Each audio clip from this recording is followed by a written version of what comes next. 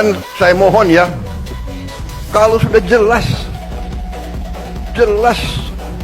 melanggar, jelas mengakibatkan kerugian triliunan, ya semua unsur lah, terutama juga hakim-hakim yang vonisnya jangan terlalu ringan lah.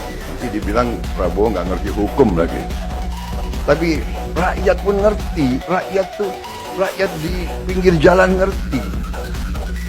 Ngerampok triliunan, kalau triliunan, ratusan triliun. Vonisnya sekian tahun. Nanti jangan-jangan di penjara pakai AC, punya kulkas, pakai TV. Tolong Menteri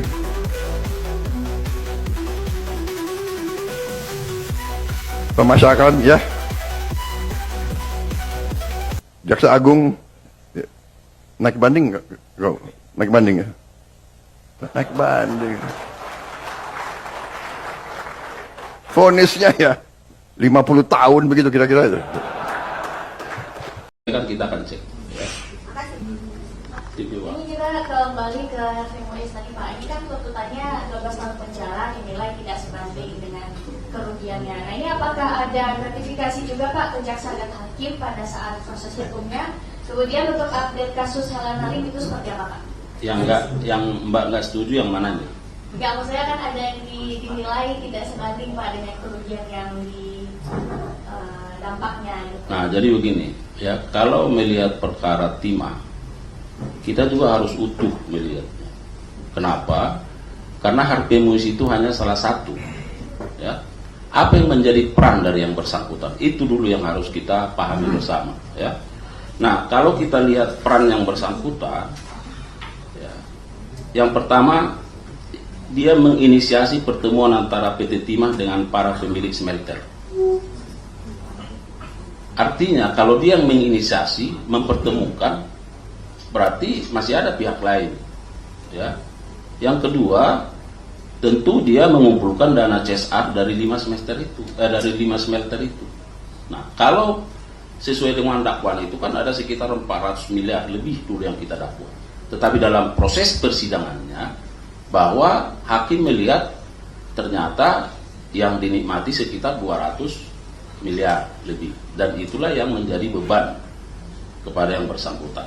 Nah, jadi kita harus melihat secara holistik, karena siapa lagi pelaku-pelaku terhadap tindak pidana korupsi timah ini? Tentu kita sudah menetapkan ada sekitar 22. Ya. Nah, lalu apakah itu cukup? Nanti kita lihat bagaimana perkembangannya. Siapa lagi yang akan dimintai pertanggungjawaban terhadap itu? Nah, kemudian yang kedua, kalau rekan media menganggap bahwa ada permainan jaksa, hakim, saya kira itu terlalu berlebihan. Ya. Nah, kita tegak lurus, kita sudah sampaikan dan saya kira sangat terbuka ya. Mulai A to Z-nya itu, mulai dari penanganan penyidikan sampai kepada pernyataan banding terhadap perkara itu saya kira sangat terbuka ya. Pak, respon dari kejaksaan tentang hakim yang memutuskan aset Helen Halim untuk dikembalikan gimana Pak? Kan hakim memerintahkan untuk mengembalikan asetnya Helen Halim disita oleh Kejagung untuk dikembalikan. Respon dari Kejagung? Nah, Helen Halim itu kan baru diputus kemarin. Kita masih punya waktu 7 hari menurut KUHAP ya, menurut hukum acara. Nah, jadi jangan dikira bahwa 7 hari itu kami tidak mendalami ya. Itulah fungsinya KUHAP, memberi waktu kepada para pihak untuk pikir-pikir.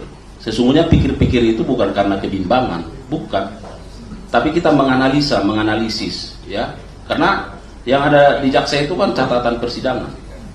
Lalu dilihat, dicatat apa pertimbangan-pertimbangan yang disampaikan oleh pengadilan. Apakah pertimbangan-pertimbangan itu sangat berkorelasi dengan apa yang kita dakwa dan kita tuntut. Nah, lalu nanti akan diputuskan seperti apa. Misalnya kita tuntut 8 tahun, putus 5 tahun.